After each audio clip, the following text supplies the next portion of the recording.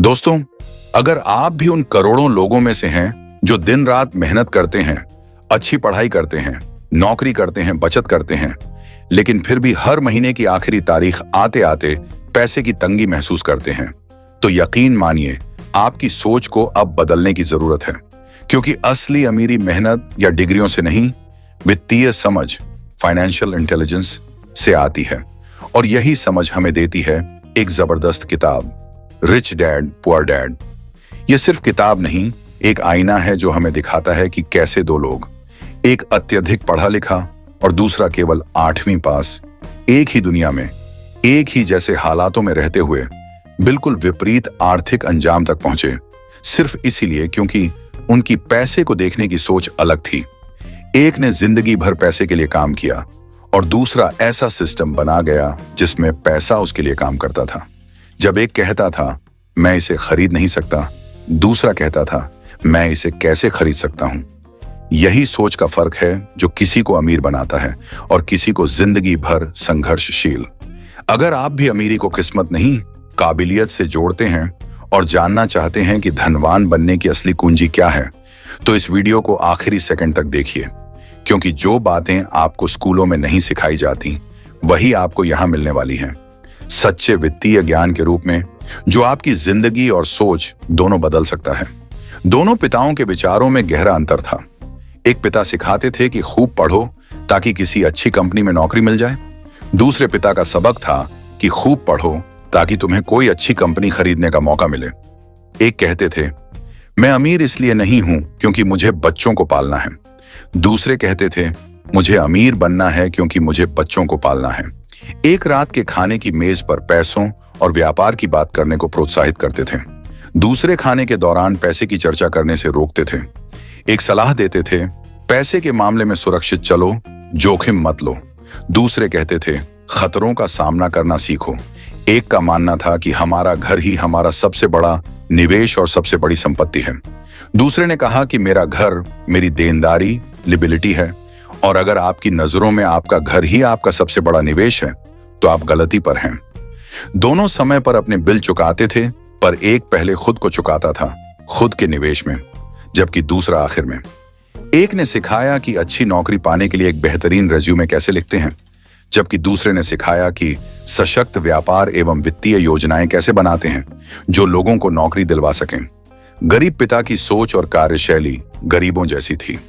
Robert की शिक्षा rich dad के साथ मात्र 9 साल की उम्र में शुरू हुई। रिच डैड ने उन्हें 30 वर्षों के दौरान कुल 6 महत्वपूर्ण सबक दिए और यह पूरी किताब उन्हीं पर आधारित है। अब मैं आपको वही 6 महत्वपूर्ण सबक बताने जा रहा हूं जिनकी बदौलत रॉबर्ट के रिच डैड अमीर बने और रॉबर्ट भी। इन 6 बिंदुओं को ध्यान से सुनिएगा और एक भी पॉइंट मत चूकिएगा। सबक 1। दोस्तों, रिच डैड पुअर डैड का पहला और सबसे क्रांतिकारी सबक है कि अमीर लोग कभी पैसे के लिए काम नहीं करते, बल्कि वे ऐसा सिस्टम बनाते हैं जिसमें पैसा उनके लिए काम करता है। और यही सोच गरीब और मध्यम वर्ग से उन्हें अलग करती है।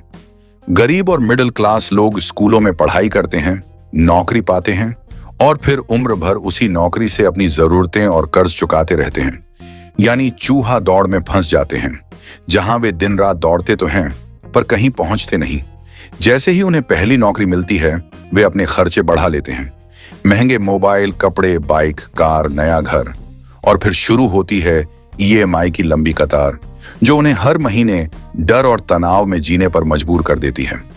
उन्हें लगता है कि अगर एक दिन भी नौकरी छूट गई तो सब कुछ चला जाएगा। यही डर उन्हें जिंदगी भर पैसे के पीछे भागने पर मजबूर करता है। लेकिन अमीर इस दौड़ से बाहर निकलते हैं क्योंकि वे समझते हैं कि वित्तीय स्वतंत्रता, फाइनेंशियल फ्रीडम, तब आती है जब पैसा उनके लिए काम करे, चाहे वह निवेश हो, बिजनेस हो या कोई ऐसा स्रोत जो बिना रोज काम किए भी आय देता रहे। अमीर लोग अपनी कमाई का एक हिस्सा ऐसी चीजों में लगाते हैं जो भविष्य में उन्हें और पैसा दे, जैसे रियल एस्टेट, स्टॉक्स या कोई सिस्टम जो पैसिव इनकम लाए। सबक 2। दोस्तों, दुनिया में लाखों लोग दिन रात मेहनत करते हैं, अच्छी कमाई करते हैं, लेकिन फिर भी जिंदगी भर पैसों की तंगी में फंसे रहते हैं। क्यों? क्योंकि उन्हें कभी पैसों की समझ यानी फाइनेंशियल लिटरेसी सिखाई ही नहीं जाती। हम स्कूलों में गणित, विज्ञान और इतिहास तो पढ़ते हैं, लेकिन सबसे जरूरी चीज पैसे का सही इस्तेमाल कोई नहीं सिखाता। इसीलिए आपने कई बार सुना होगा कि कोई गरीब इंसान लॉटरी जीतकर करोड़पति बन गया, लेकिन कुछ ही सालों में फिर वहीं लौट आया जहां से शुरू किया था। या कोई एथलीट जो करोड़ों कमाता था आज सड़क पर आ गया, क्योंकि पैसे कमाने से ज्यादा जरूरी है पैसे को बचाना, उसे बढ़ाना और उसे संभालना।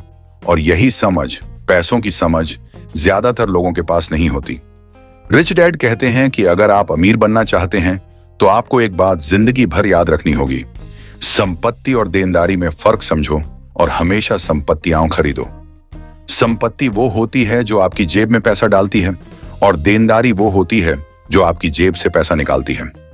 लेकिन दिक्कत यह है कि गरीब और मिडिल क्लास लोग अक्सर कर्ज लेकर बड़ी गाड़ी या बड़ा घर खरीद लेते हैं और सोचते हैं कि यह उनकी संपत्ति है, जबकि असल में वह एक देनदारी होती है जो हर महीने उनकी जेब से पैसे खींचती रहती है।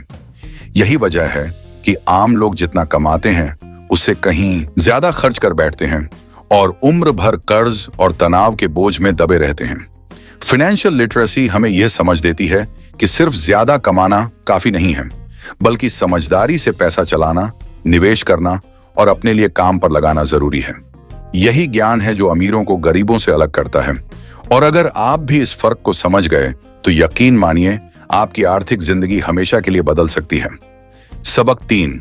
दोस्तों, जब रॉबर्ट कियोसाकी कहते हैं अपने काम से काम रखो, माइंड योर ओन बिजनेस, तो इसका मतलब यह नहीं है कि आप किसी से बात ना करें या दुनिया से कट जाएं, बल्कि इसका असली मतलब है कि आप अपनी नौकरी जरूर करें, लेकिन साथ ही साथ चुपचाप अपनी संपत्ति, एसेट्स बढ़ाते रहें और देनदारियां, लायबिलिटीज घटाते रहें। यानी आप भले ही किसी और के बिजनेस में नौकरी कर रहे हों, लेकिन साथ में अपना खुद का पैसा कमाने वाला सिस्टम भी तैयार करें। असली अमीरी तब आती है जब आपकी संपत्ति आपके लिए पैसा कमाना शुरू कर देती है, चाहे आप काम करें या नहीं। इसके लिए आपको ऐसी चीजों में निवेश करना होगा जो आपको नियमित रूप से आए, पैसिव इनकम दें, जैसे कि ऐसे बिजनेस जिनमें आपकी मौजूदगी जरूरी ना हो, शेयर बाजार, सरकारी बॉन्ड्स, म्यूचुअल फंड्स और आय उत्पन्न करने वाली रियल एस्टेट। हर बार जब आप ऐसी कोई संपत्ति खरीदते हैं तो सोचिए कि आपने एक नया पैसे वाला कर्मचारी रख लिया है जो दिन रात बिना थके आपके लिए काम करेगा। लेकिन अधिकतर लोग क्या करते हैं, वे पहली तनख्वाह मिलते ही कार, गैजेट्स और महंगे ब्रांड खरीद लेते हैं, जो असल में देनदारियां होती हैं, क्योंकि वे आपकी जेब से पैसा निकालती हैं। याद रखिए, अमीर लोग विलासिता की चीजें तब खरीदते हैं जब उनका कैश फ्लो मजबूत हो चुका होता है, जबकि गरीब और मिडिल क्लास लोग इन्हें सबसे पहले खरीद लेते हैं और फिर कर्ज में डूब जाते हैं। सबक 4। रॉबर्ट कियोसाकी बताते हैं कि कैसे टैक्स का सिस्टम शुरू तो अमीरों से पैसा लेने के नाम पर हुआ था, लेकिन धीरे धीरे इसका असली बोझ मध्यम वर्ग के कंधों पर डाल दिया गया। यानी जो लोग सबसे ज्यादा मेहनत करते हैं और ईमानदारी से अपनी कमाई पर टैक्स भरते हैं, असल में वही लोग सिस्टम का सबसे बड़ा टारगेट बनते हैं। अमीर लोग जो कॉरपोरेशन बनाकर खेल के नियम खुद तय करते हैं, वे अपनी आमदनी को इस तरह स्ट्रक्चर करते हैं कि उन पर कम से कम टैक्स लगे। वे अपनी आय को व्यवसाय व्यय, बिजनेस एक्सपेंसेस में बदल देते हैं और कानून के दायरे में रहकर बड़ी टैक्स बचत करते हैं। वहीं मध्यम वर्ग का व्यक्ति अपनी सैलरी से टैक्स कटवाता है, फिर जो बचता है उससे जीने की कोशिश करता है। यही वजह है कि रिच डैड हमेशा कहते थे, अगर तुम सिस्टम को नहीं समझते तो सिस्टम तुम्हें खा जाएगा। अमीर लोग वकीलों और टैक्स एक्सपर्ट्स को मोटी तनख्वाह देते हैं ताकि वो सिस्टम के अंदर रहकर अपना पैसा बचा सकें, क्योंकि सरकार को टैक्स देने से सस्ता होता है कानून जानने वालों को पैसा देना। सबक 5।